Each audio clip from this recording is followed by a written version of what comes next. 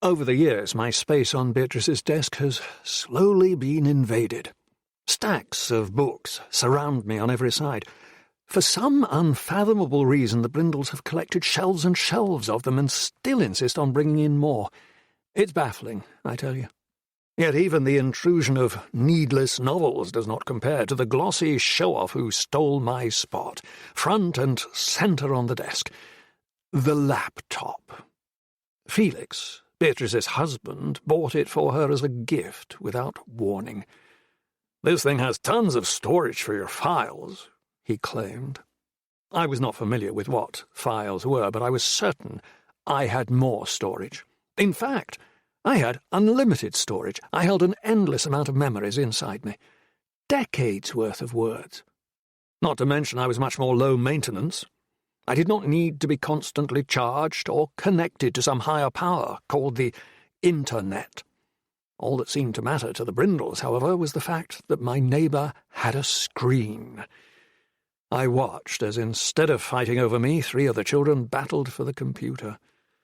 And the 4th I hardly ever saw. He'd pass through the living room, always on his way up to the roof, always with a thick red dictionary in his hands. "Reading that thing won't help you make any friends, Ernest," Adeline said, reclining on the couch. Her eyes left her phone only long enough to roll at her younger brother. "You actually have to socialize with humanity every once in a while." Ernest, unlike his siblings, did not spend much time with other humans. He fraternized mostly with hardcover spines, but I tried not to hold that against him. "That's enough, Ada," Beatrice warned from the kitchen, stopping Ernest on his way out the front door. They were almost the same height now, though it was difficult to tell. Ernest's head was always bent toward the ground. Beatrice watched him, waiting to see if he might speak to her, something he hadn't done all week. Arguments were common among the Brindles, but never between Beatrice and Ernest.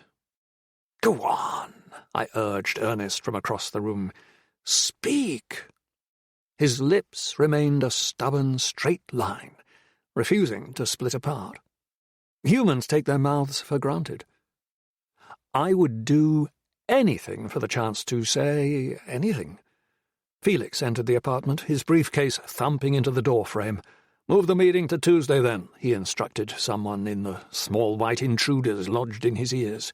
"Work stuff. Almost done," he mouthed to Beatrice. A phrase he said so frequently even I was tired of it. And this was coming from someone who had once shared a shelf with a broken record. Felix disappeared into their bedroom like clockwork. The rest of the Brindles behaved like machines too, doing the same predictable things they did every night. Ernest went to the roof. Ezra, Adeline, and Arlo left for their various activities. Beatrice remained alone in the kitchen. No one was around to hear the shrill, needy cry of her phone, begging to be answered. No one saw her face flash as white as paper before she breathed out a shaking, "Hello?" No one saw her rush out of the apartment. No one but me.